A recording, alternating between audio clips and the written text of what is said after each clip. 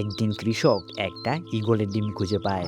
ডিমটাকে কি করবে বুঝতে না পেরে তার খামারের মুরগির খোপে অন্য ডিমের সাথে রেখে দিল। কয়েকদিন পর যখন ডিম ফুটে বাচ্চা হলো, ঈগল ছানাটিও মুরগিদের সাথে বেড়ে উঠতে লাগলো। তখন থেকেই সে অন্যদের অনুসরণ করে মাটিতে ঠোকর দিয়ে পোকামাকড় খেত ও অন্য মুরগির মতন কক কক করে ডাকতো। সে কখনো আকাশের দিকে তাকায়নি, উড়াল দেওয়ারও চেষ্টা করেনি, কেননা সে ভাবতো আমি একটা মুরগি। অনেক দিন পরে সে উপরে তাকিয়ে দেখলো বিশাল এক পাখি তার শক্তিশালী ও সুন্দর সোনালী ডানা ঝাপটিয়ে দূর আকাশে ভেসে বেড়াচ্ছে।